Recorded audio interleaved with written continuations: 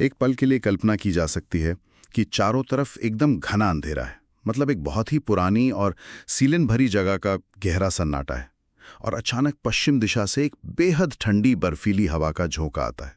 और ये हवा इतनी तेज है कि आसपास जल रही मोमबत्तियां बस पल भर में बुझ जाती हैं। बिल्कुल एक सिनेमैटिक डार्क फैंटेसी वाले दृश्य की तरह। बिल्कुल।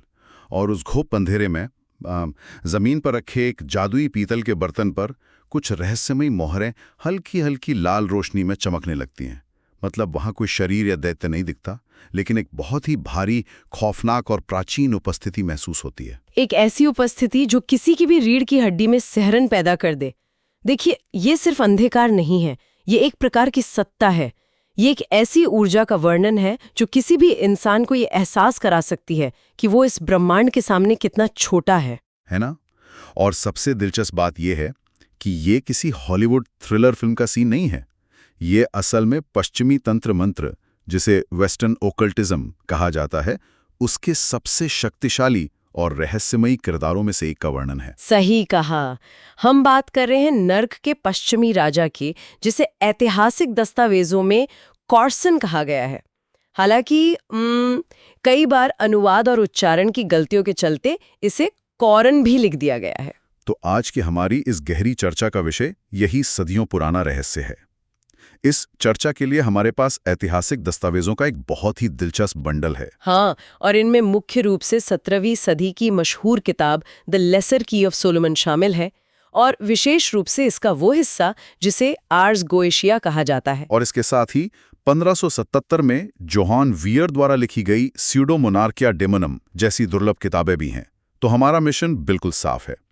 इस गहरी चर्चा के माध्यम से नर्क के इस पश्चिमी राजा के पीछे के इतिहास को खंगालना है और उसे बुलाने के उन खौफनाक अनुष्ठानों को समझना है। और सबसे जरूरी बात मैं कहूंगी, ये पता लगाना है कि ये प्राचीन किताबें असल में इंसान के अवचेतन मन और उसके लालच के बारे में क्या चौंकाने वाले सच उजागर करती हैं। बिल्कुल। लेकिन देखिए, इन खौफनाक कहानियों की गहराई में जाने से पहले सबसे पहले तो इस पहचान के संकट को सुलझाना बहुत जरूरी है। मतलब ये शक्ति असल में है कौन? क्योंकि दस्तावेजों में कॉरन, कोर्सन और पुरसन जैसे नामों को लेकर बहुत बड़ा भ्रम है। ये उलझन बहुत स्वाभाविक है, क्योंकि इतिहास ने इन नामों को काफी विकृत कर दिया है। सबसे पहले तो ये स्पष्ट होना चाहिए कि कॉरन नाम का भारतीय पौराणिक कथाओं के किसी पिशाच या भूत प्रेत से कोई लेना देना नहीं है। हाँ, क्योंकि सुनने में कॉरन किसी देसी डरावनी कहानी का हिस्सा लगता है। बिल्कुल, लेकिन ऐसा नहीं है। ये विशुद्ध रूप से ऐतिहासिक पश्चिमी ग्रंथों का एक सर्वोच्च शासक है, एक डेमन किंग है। इसका मूल नाम कोर्सन है।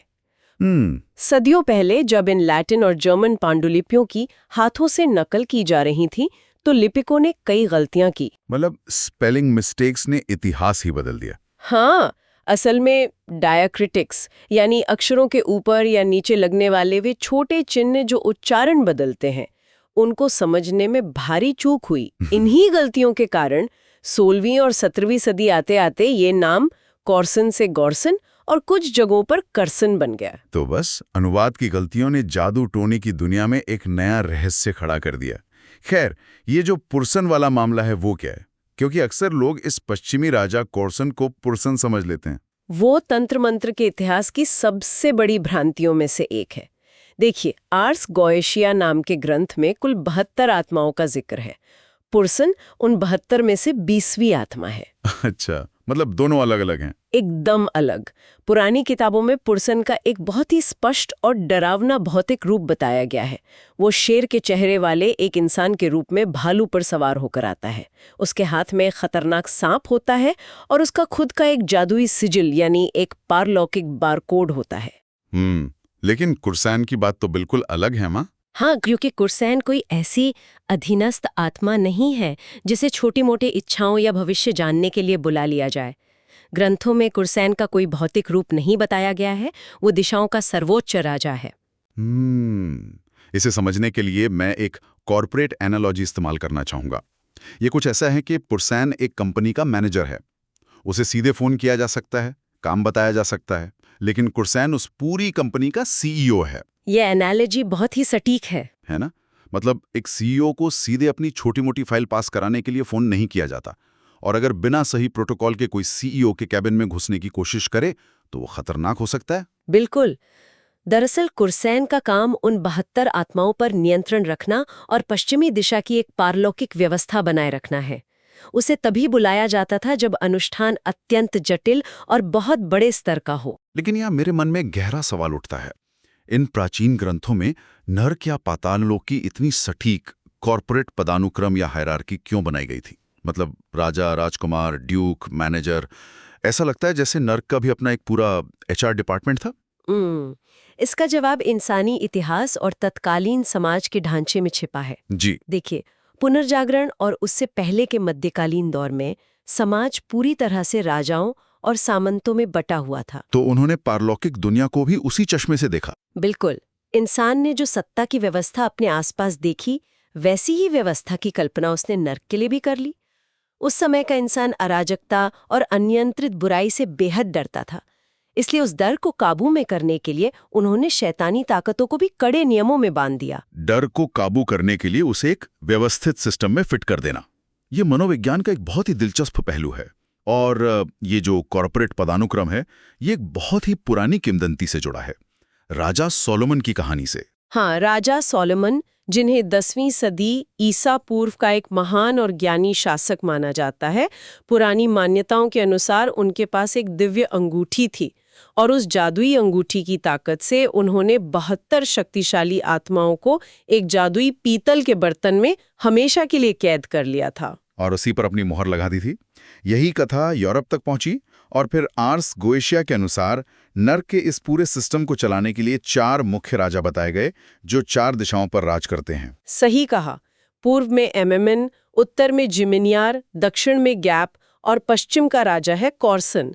ये एक बहुत ही स्पष्ट नियम लगता है। लेकिन देखिए, ऐतिहासिक दस्तावेजों में यहीं पर एक बहुत बड़ा विरोधाभास मौजूद है। 1577 में जोहान वियर ने अपनी किताब में कॉर्सन को गॉर्सन लिखा और सबसे बड़ी बात, उसने उसे पश्चिम का नहीं बल्कि दक्षिण का राजा बता दिया। ऐसा क्यों? बिल्कुल। दिशाओं का ये बदलाव इतिहास का एक बहुत महत्वपूर्ण मोड़ है। इसे समझने के लिए जोहान वियर के दौर को समझना होगा। वो समय यूरोप में जादू टोने और चुड़ैलों के खौफ का चरम था। मैलियस मैलेफिकारुम जैसी क्रूर किताबें लिखी जा चुकी थीं। हाँ। वो किताब जो असल में चुड़ैलों को पहचानने और उन्हें यातना देकर मारने की एक गाइड बुक थी। जिसके आधार पर हजारों बेगुनाह महिलाओं को जलाया जा रहा था। बिल्कुल। लेकिन जोहान वियर पेशे से एक चिकित्सक थे और वे इन अमानवीय क्रूरताओं के सख्त खिलाफ थे। तो एक सेकंड, अगर वो जादू टोने के खिलाफ थे तो क्या वो लोगों को डराने के लिए इन पारलौकिक राजाओं की इतनी लंबी सूची बना रहे थे? नहीं, इसके पीछे वियर का तर्क बहुत ही कुशाग्र था। मैं समझाती हूँ। उन्होंने जानबूझकर ये दिखाया कि शैतानी दुनिया का स्ट्रक्चर बेहद जटिल है। उन्होंने तर्क दिया कि कोर्सन जैसे राजाओं को बुलाने के लिए सटीक ज्योतिषीय गणनाओं और सोने चांदी की मोहरों की जरूरत होती है। अच्छा, मतलब वो ये साबित करना चाहते थे कि जिन गरीब और बेसहारा महिलाओं को मारा जा रहा है, उनके लिए इतना जटिल अनुष्ठान करना असंभव है। एकदम सही। वियर ये समझाना चाहते थे कि वे महिलाएं जादूगरनी नहीं हैं, बल्कि मानसिक रूप से बीमार हैं और उन्हें इलाज की जरूरत है। ये तो एक अविश्वसनीय ऐतिहासिक सच है। मतलब वियर ने तंत्र मंत्र की जटिलता का इस्तेमाल बेगुनाह औरतों को बचाने के लिए एक ढाल की तरह किया। लेकिन इससे तो एक बात साफ हो जाती है, अगर ये सब सच होता तो किताबें दिशाएं कैसे बदल देती? बिल्कुल। ये लेखक अपनी मर्जी से भूगोल बदल रहे थे, अपनी समझ और समाज की जरूरतों के हिसाब से। लेकिन दिशाओं को लेकर भले ही भ्रम हो, इन राजाओं को बुलाने के यानी समनिंग्स के जो तरीके लिखे गए हैं, वो किसी रोंगटे खड़े कर देने वाली थ्रिलर से कम नहीं है। मतलब प्रक्रिया इतनी ज्यादा सटीक और डरावनी है। हाँ, उन अनुष्ठानों में सुरक्षा के उपाय इतने कड़े थे कि एक छोटी सी चूक की सजा मौत मानी जाती थी। अनुष्ठान की शुरुआत में जादूगर सबसे पहले जमीन पर एक चमकता हुआ मैजिक सर्कल यानी जादुई घेरा बनाता था और इसके ठीक बाहर एक त्रिकोण बनाया जाता था, जिसे ट्रायंगल ऑफ आर्ट कहते थे। बिल्कुल। नियम ये था कि उस आत्मा को सिर्फ उसी त्रिकोण के अंदर प्रकट होने का आदेश दिया जाएगा। घेरा जादूगर की सुरक्षा के लिए और त्रिकोण उस ऊर्जा को बांधने के लिए। और किताबों में सख्त चेतावनी थी कि घेरे से 1 इंच भी बाहर पैर रखने का मतलब है सीधा विनाश। इसके अलावा कोर्सान को बुलाने के लिए जादूगर का मुंह पश्चिम दिशा की ओर होना चाहिए और समय एकदम सटीक होना चाहिए, सुबह 9 बजे से दोपहर तक या दोपहर 3 बजे से सूर्यास्त तक। हाँ, इसे रात के अंधेरे में नहीं बुलाया जा सकता था। और सिर्फ समय ही नहीं, जादुई उपकरणों का विज्ञान भी बहुत जटिल था। क्योंकि कोर्सान एक सर्वोच्च राजा है, इसलिए उसे नियंत्रित करने के लिए सोने की मोहर दिखानी होती थी। क्योंकि सोना संप्रभुता और राजा का प्रतीक है ना। सही कहा। और इसके साथ ही जादूगर को अपने बाएं हाथ की बीच वाली उंगली में चांदी की अंगूठी पहनकर उसे अपने चेहरे के पास रखना होता था। अब सोने की मोहर तो समझ आती है, लेकिन चेहरे के पास चांदी की अंगूठी रखने का क्या लॉजिक था? देखिए, ऑकल्टिज्म में चांदी का संबंध चंद्रमा और पवित्रता से है। वो अंगूठी एक आध्यात्मिक ढाल का काम करती थी, जो कोर्सन की भयानक और जहरीली ऊर्जा से जादूगर के दिमाग को बचाती थी। ये पूरी प्रक्रिया सुनकर तो मुझे ऐसा लगता है जैसे कोई कॉस्मिक हैजमैट सूट पहन रहा हो। मतलब ये किसी टाइम बॉम्ब को डिफ्यूज करने जैसा है। इतने बजे से इतने बजे तक का समय, एक हाथ में सोना, चेहरे के पास चांदी, और हर पल ये डर कि पैर घेरे से बाहर न निकले। बिल्कुल। और सबसे दिलचस्प बात यह है कि जब अनुष्ठान सफल होता है तो सामने कोई सींगों वाला राक्षस नहीं आता, बल्कि पश्चिम से वो बेहद ठंडी हवा का झोंका आता है। क्या ये संभव नहीं है कि ये सब एक मनोवैज्ञानिक नाटक हो जो जादूगर अपने ही दिमाग के साथ खेल रहा हो? ये मनोविज्ञान के दृष्टिकोण से बहुत सटीक विश्लेषण है। अगर कोई व्यक्ति कई दिनों तक भूखा हो, एकांत में हो, मंत्रों का जाप कर रहा हो और उसके मन में मौत का भयानक डर बैठा हो, हाँ, तो उसका दिमाग एक अति संवेदनशील अवस्था में चला जाता है। ऐसे में एक सामान्य हवा का झोंका भी उसे किसी डरावनी उपस्थिति की तरह महसूस हो सकता है। दिमाग वही देखने लगता है जिसकी कल्पना की गई है। लेकिन जब इन खौफनाक नियमों को देखते हैं तो स्वाभाविक रूप से सवाल उठता है कि कोई अपनी जान इतने बड़े जोखिम में क्यों डालेगा?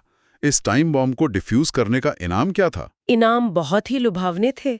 असीमित ताकत, ब्रह्मांड के गहरे रहस्य जानना, जमीन में छुपे हुए अथाह खजानों का पता लगाना और अपने दुश्मनों को पूरी तरह तबाह कर देना। ये तो इंसानी लालच की एकदम चरम सीमा है। लेकिन अगर कुछ गलत हो जाए तो उसकी कीमत क्या थी? कीमत बहुत भयानक थी। किताबों में स्पष्ट चेतावनी है कि कोर्सान की ऊर्जा इतनी भारी होती है कि एक कमजोर इंसान तुरंत पागलपन का शिकार हो सकता है। भारी डिप्रेशन, मति भ्रम या हेलुसिनेशंस उसकी पूरी जिंदगी नर्क बना सकते हैं। और अनुष्ठान में एक छोटी सी गलती होने पर पोल्टरगाइस्ट गतिविधियां भी शुरू हो सकती थी, है ना? बिल्कुल। पोल्टरगाइस्ट यानी उत्पात मचाने वाली आत्माएं, रहस्यमयी चीखें सुनाई देना, चीजों का हवा में उड़ना और यहाँ तक कि भयानक मौत का भी जिक्र मिलता है। अब देखिए, इस पूरी बातचीत से एक बहुत ही स्पष्ट पैटर्न उभर कर आ रहा है। अगर हम ध्यान दें तो ये जो खतरनाक अंजाम बताए गए हैं, पागलपन, डिप्रेशन, भयानक हेलुसिनेशंस और पैरानोया, हाँ, ये सब किसी बहुत गहरे मनोवैज्ञानिक तनाव की तरह लगता है। बिल्कुल, ये बिल्कुल वही लक्षण हैं जो असीमित शक्ति और पैसे के पीछे पागल हुए इंसान के अंदर अत्यधिक तनाव के कारण पैदा होते हैं। सत्ता के नशे में इंसान को हर जगह दुश्मन नजर आने लगते हैं। क्या आधुनिक मनोविज्ञान ने इस अजीबोगरीब समानता पर कुछ कहा है? हाँ, आधुनिक मनोविज्ञान ने इस पर बहुत गहरा अध्ययन किया है और यहीं से एक बहुत बड़ा सच सामने आता है। मशहूर स्विस मनोवैज्ञानिक कार्ल जुंग ने जब इन प्रतीकों का अध्ययन किया तो उन्होंने क्रांतिकारी विचार रखा। क्या विचार था वो? उनके अनुसार राजा सोलोमन के ये 72 पिशाच किसी जमीन के नीचे वाले अंडरवर्ल्ड या नर्क में नहीं रहते हैं। अगर ये बाहर नहीं है तो फिर इनका असली ठिकाना कहाँ है? ये दानव असल में इंसान के अपने ही अवचेतन मन के अंधेरे हिस्से हैं। जुंग इसे शैडोज ऑफ द सबकॉन्शियस कहते थे। हर इंसान के भीतर लालच, क्रोध और सत्ता की एक अंधी भूख छिपी होती है जो दबने पर डरावना रूप ले लेती है। मतलब कोर्सन कोई असली सींगों वाला शैतान नहीं है। कोर्सन असल में इंसान के अंदर छिपी सत्ता की उसी अंधी चाहत और उसके सबसे गहरे डरों का प्रतीक है। एकदम सही। जो बर्फीली हवा आती है वो कोई पारलौकिक हवा नहीं, बल्कि इंसान के अपने ही अंदर बैठे डर और अकेलेपन की ठंडक है। ये तो नजरिया ही बदल देता है। मतलब जब जादूगर वो जटिल अनुष्ठान कर रहा होता था तो वो नर्क के किसी राजा को नहीं बल्कि अपने ही भीतर के सबसे स्याह हिस्से को जगा रहा होता था। हाँ, और अगर उसका वो लालची हिस्सा उस पर हावी हो जाए तो उसका मानसिक विनाश तय है। तो अगर इस थ्योरी को सच माने तो आर्स गोएशिया कोई ब्लैक मैजिक की गाइड बुक नहीं है, ये तो रूपकों की भाषा में लिखी गई एक प्राचीन साइकोलॉजिकल मैनुअल है। बिल्कुल, ये खुद को अपने ही अंधेरे से बचाने की एक मनोवैज्ञानिक कोशिश थी। और वो जो मैजिक सर्कल था जिसके बाहर जाने से मौत का डर था, वो असल में इंसान का मानसिक संतुलन है, उसकी मेंटल बाउंड्रीज हैं जिन्हें टूटने से बचाना होता है। अगर लालच में उस घेरे से एक कदम भी बाहर रखा तो दिमाग मारा जाएगा। इससे बेहतर तरीके से इसे नहीं समझाया जा सकता। ये राक्षसों की कहानी कम और इंसानी दिमाग की जद्दोजहद की कहानी ज्यादा है। यह एक बहुत ही गहरी सच्चाई है। अक्सर हम राक्षसों को अंधेरे जंगलों में ढूंढते हैं, जबकि वे हमेशा से दिमाग के किसी कोने में छुपे बैठे होते हैं। इस चर्चा को समेटते हुए अंत में सोचने के लिए एक बहुत ही दिलचस्प विचार सामने आता है। वो क्या? देखिए, आज के इस आधुनिक युग को देखें। अब पीतल के जादुई बर्तन या सोने चांदी की मोहरों का इस्तेमाल नहीं होता, लेकिन क्या आज इंसान अपने सर्वेलेंस सिस्टम्स और चमचमाते कंप्यूटर स्क्रीन के जरिए एक नया जादुई घेरा नहीं बना रहा है? मैं समझ रही हूँ आप किस तरफ इशारा कर रहे हैं। है ना? आज डेटा सेंटर की वो ठंडी हवा किसी ट्रायंगल ऑफ आर्ट की तरह ही तो है, जहां हम आर्टिफिशियल इंटेलिजेंस और बिग डेटा के रूप में असीमित ज्ञान और ताकत को समन करने की कोशिश कर रहे हैं। यह एक बहुत ही विचारणीय तुलना है। बिना मेहनत के अपार शक्ति पाना और दुनिया के सारे रहस्य जान लेना, ये बिल्कुल वही पुराने वादे हैं जो कोर्सन जैसे पारलौकिक राजा करते थे। बिल्कुल। क्या आज इंसान खुद एक आधुनिक जादूगर नहीं बन गया है, जो इस उम्मीद में बैठा है कि उसने जो ये नई और शक्तिशाली एआई की आत्मा जगाई है, वो कहीं पलटकर खुद उसी का विनाश न कर दे? डिजिटल घेरे तो बन गए हैं, लेकिन सवाल ये है कि क्या हमारी मानसिक सीमाएं इतनी मजबूत हैं कि इस लालच को बर्दाश्त कर सके? बिल्कुल, इसी सवाल पर विचार किया जाना चाहिए। अगली बार जब भी शाम ढलते समय पश्चिम दिशा से कोई ठंडी और बर्फीली हवा चेहरे से टकराए, तो एक पल रुककर ये सोचना जरूरी है कि क्या यह सिर्फ मौसम का बदलाव है या हमारे ही बनाए किसी नए कर्सन की आहट।